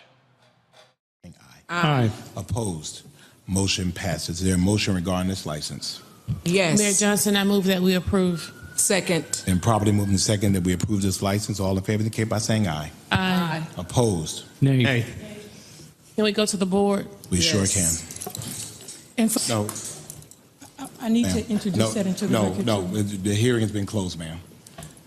All right, all in favor by approving this license indicate by saying yay. I'm trying to, Wow. Wow. That's sad. Talk about racial equity. Motion Not at all. fails. There's your racial equity, city manager. What does Thank race you. have anything to do with it? A whole lot. I don't see it. Well, you wouldn't. Ladies and gentlemen, please. Ladies and Why is that? Why? Ladies You and tell me gentlemen. why. Ladies Asking and you. gentlemen. Ladies and gentlemen. Shut up, Keisha. Ladies and gentlemen. Move for a 5-minute recess, please. No, ma'am. No, sir. We're going to move on. We're going to move forward. All right. We will now move to. So you just told me to shut up, Purdy? No, Mr. Mayor, if she could address the comment to you, not to me. Mayor Johnson, I Yes. want to know if Mr. Purdy, did you just tell me to shut up? I'm not going to. All right, joining us right now is Savannah, Georgia Alderwoman Keisha Gibson Carter. So what is going on here? Has this been a contentious battle between y'all for months, years? What's going on? I'm in a contentious battle for the citizens of Savannah. With regard to the interpersonal relations or the lack thereof, I really try not to focus too terribly much on that.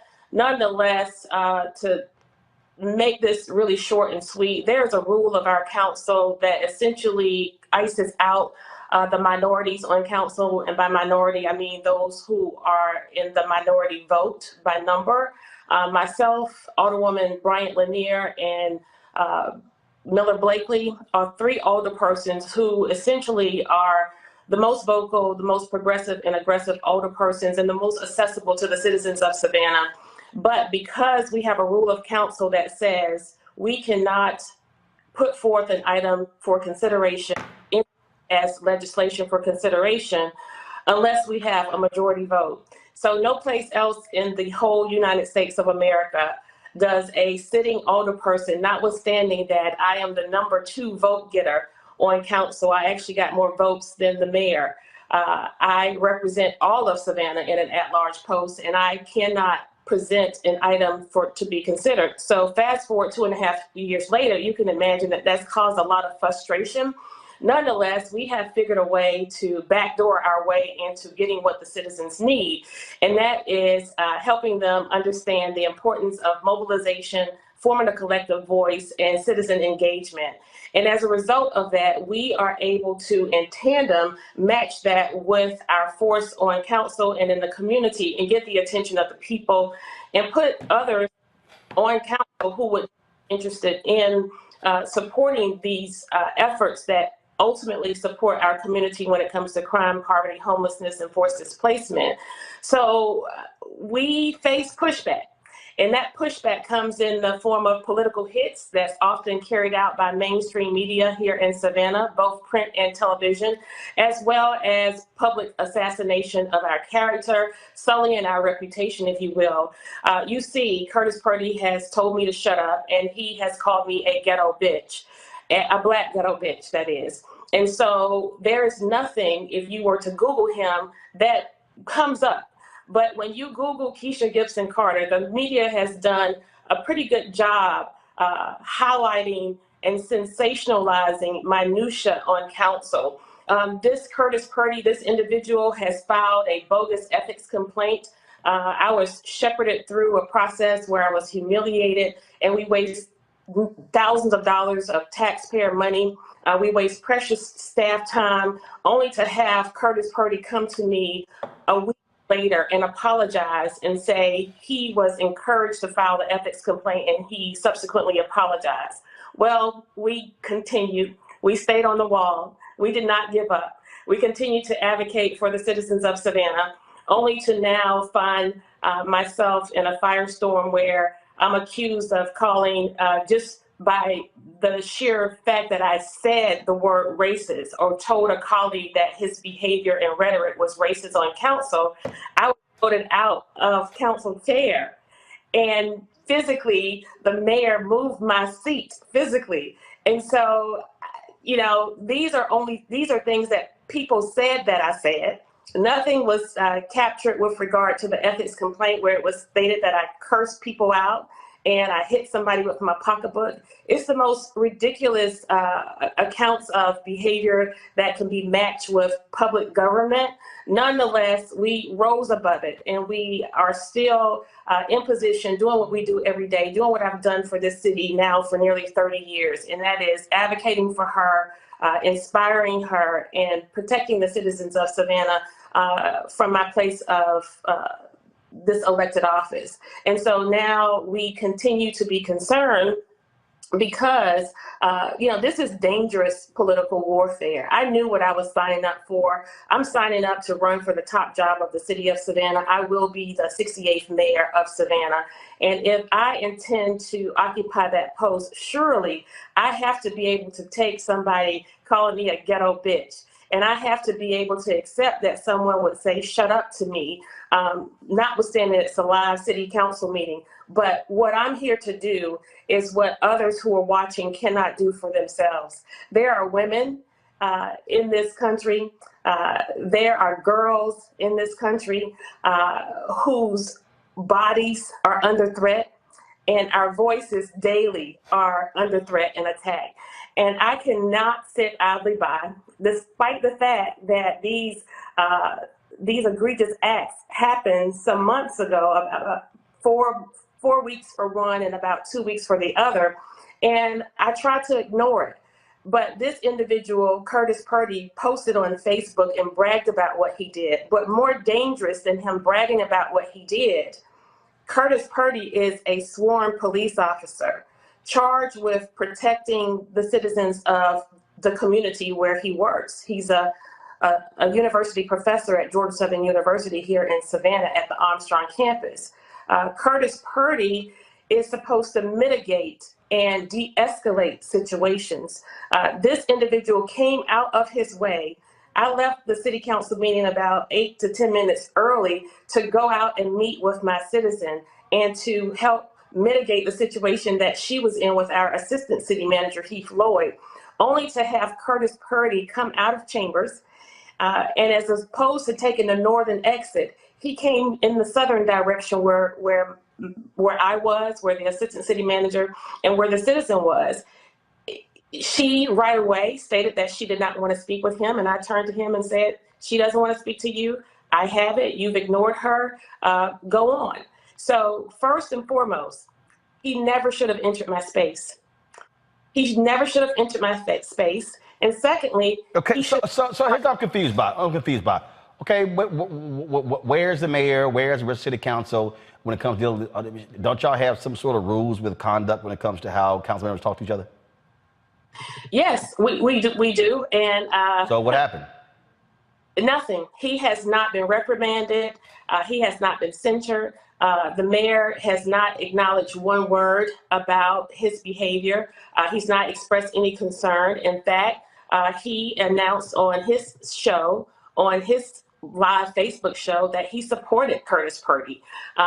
And that here again is another reason why I'm speaking up and speaking out, because as I stated, this $60 bathroom. So this is, so it's just strange to me. Again, like I say, I've seen other city councils where they've done some stuff, but this is quite strange to me here. So, okay, so you don't have any admonishment from the council, from the mayor.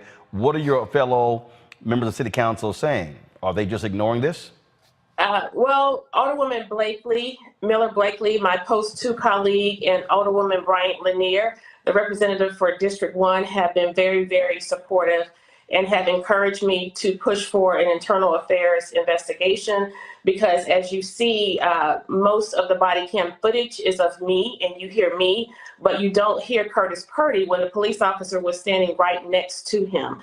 Now, you should know that the police officer is a paid sergeant who basically provides personal security, fetches the mayor's breakfast, lunch, and dinner, and drives him around in a city-issued vehicle while also getting a stipend. So this individual has allegiance to the mayor and was motivated to not capture what Curtis Purdy stated to me, but was motivated to capture what I said. And this was the second time, he used the body cam footage. They turn this footage over to the media often, And once it's on the media desk, they sprinkle their magic on it, and it turns into something totally different from what the intended purpose was or what the scenario in fact was. And so then I'm often tasked with damage control and trying to paint a different picture for the public, which I essentially have decided that no longer am I interested in chasing down and making things right. But what I will do is continue to speak up, speak out, and advocate for those who are most vulnerable among us. As I continue to advocate for lowering taxes, I continue to advocate for integral behavior and actions within our local government, as well as how we are treating our city staff and assuring that we have adequate services. And so you asked the question, what are the council's rules? Do you exercise these rules? Yes, the rules and the punishment, if you will, it's been used on me. And it's been used on me for things that no one heard, that was not captured on a body cam. It's been used on me for things that people just made up and said. You have a guy who actually was captured in a live city council meeting saying, He did make a post. I want to read this here. This is what he actually posted on Facebook. He said, "Did I tell the alderwoman at large to shut up? Of course I did. I did not apologize for saying it. I'm sick and tired of the nasties and lies that come out of her mouth. She thinks it's okay to make homophobic remarks and call people names, especially during a meeting. I'm offended, and so are the citizens of Savannah. You can't act like you care about LGBTQ people or other groups and make the remarks that you do. If anybody needs to apologize, it's her. I will always have and always will stand up for those who have been oppressed or bullied. It's time to get back to work. God bless." Final comment, your reaction. You know, the piece I find problematic about that is, one, as I stated, he was bold enough to do what he did. Two, he was not smart enough to post that on social media as a police officer. And number three, you're lying. Not only did you commit the act, but you're lying about why you committed the act. And when I said this is dangerous political warfare, Curtis Purdy knows that I have the heart and spirit of this community in the palm of my hands. And he knows that I personally have dedicated my work through the Rape Crisis Center, as well as just a person, a citizen of Savannah, to assisting individuals in the LGBTQ plus community here in Savannah and outside of Savannah, and my family even. And so what I won't do, because what I don't like for people to do is to tell me how many Black friends they have to say that they're not racist, right? We're not going to do that. But what we will do is we will continue to let my work, my life's work, and my current work speak for me. And so the fact that he lied about why he told me to shut up, because nothing was captured. It was nothing remotely close to where a homophobic remark would have fit or matched. And he said the same thing. And he says that I said these homophobic remarks because he's married to a man. And he says that I called him a pedophile, and that's why he called me a ghetto bitch. Well, the last time I checked, gay people are not pedophiles. And so that doesn't match. It doesn't make sense. He's reaching, he's grabbing, and he's digging a deeper hole for himself. He was honest enough to say he said it. Well, just say you said it, because that's what's in your heart and in your spirit. Got it. And the definition of me bullying, the definition of a bully is a person where there is imbalance of power. It's where behavior happens frequently and continually. I see this person twice a month at the city council meetings. We don't say anything to each other unless he's challenging me on council, that is. And he carries a badge and a gun. How can I bully you, right? And so this is the same council. The irony that you should know, Mr. Martin, is that the mayor is African-American, and this is a majority African-American council. 7 out of 9 of us are African-American. This is the same council who voted to desecrate the weeping time, the property where the largest sale of enslaved people, African people, happened right here in Savannah, Georgia. This is the same council, a super African-American majority council, who won't vote to change the name of Calhoun Square to Susie B. King Taylor Square. This is the same council who allows for us to go about, and this piece where he told me to shut up, this came about because I was reminding our city manager that we are focused on inclusion and Got it. equity. And we were denying yet another African American establishment a liquor license, where we have 600 establishments here in Savannah, and fewer than 15 of them barely are owned by African American people. All right, then. Well, look, sounds like it's still lots of drama there in Savannah, so certainly keep us updated on what happens there. We certainly appreciate it. Thanks a lot. We thank you for your interest. All right, folks, back to our Roland Mark Unfiltered video in just one moment. Pull up a chair, take your seat. The Black Tape with me, Dr. Greg Carr, here on the Black Star Network. Every week, we'll take a deeper dive into the world we're living in. Join the conversation only on the Black Star Network. All right, folks, racist Senator Tommy Tuberville of Alabama, he acted a fool speaking at the Donald Trump rally just the other day, and he chose to show all of his racism. Check this out. Some people say, well, they're soft on crime. No, they're not soft on crime. They're pro-crime. They want crime. They want crime because they want to take over what you got. They want to control what you have. They want reparation because they think the people that do the crime are owed that. Bullshit. They are not owed that. Oh, the white folks cheering. Look, I keep everything he said. I told y'all in my book, White Fear. Did I not tell y'all what this is all about? I told y'all this is the whole deal. All right, here's the other racist, Marjorie Taylor Greene from Georgia. Hear this fool. Joe Biden's 5 million illegal aliens are on the verge of replacing you, replacing your jobs, and replacing your kids in school. And coming from all over the world, they're also replacing your culture. And that's not great for America. Oh, they're replacing you and your culture. Y'all now understand my book, White Fear. White Fear, how the browning of America is making white folks lose their minds. Hello. They are just speaking point blank. Now, that's what we always seeing. And the thing here, Congo, is they're showing who they are. And guess what? That's the Republican Party. That's their voters. And so what Tuberville is saying, what Marjorie Taylor Greene is saying, it's not out of the ordinary. This is who today's Republican Party is. Because those folks cheering, those are their voters. They are absolutely pushing those buttons of white fear. It's what Dr. Maya Angelou said. When someone shows you who they are, believe them. And not only believe them the first time. And to be quite honest, Roland, I mean, we've been doing this, not you in turn, I'm talking about mainstream media, at least since Trump was running. All of this, oh my gosh, I can't believe this. How could they? Blah, blah, blah. They don't call them out. They just keep putting these guys on to get ratings. And you have been one of the few people out there who's been calling it out, actually attacking them every time it's set. And on top of that, helping black people understand a mobilization plan to fight this. Because there are no more dog whistles. Everything is a bullhorn now. We know who they are. We've known for at least 5 years. Many of us have known a lot longer than that, especially going back with Trump to the 70s and the 80s. The question becomes, what are we willing to do about it? What pressure are we putting on their sponsors? What are people doing in this mainstream media to give other people like Marcus Flowers, who's running against Marjorie Taylor Greene, a platform to be able to speak up, who's a dedicated citizen of this country doing incredible work? The media, what was the former head of CBS who said, like, the Trump circus may be bad for America, but it's great for CBS and its ratings?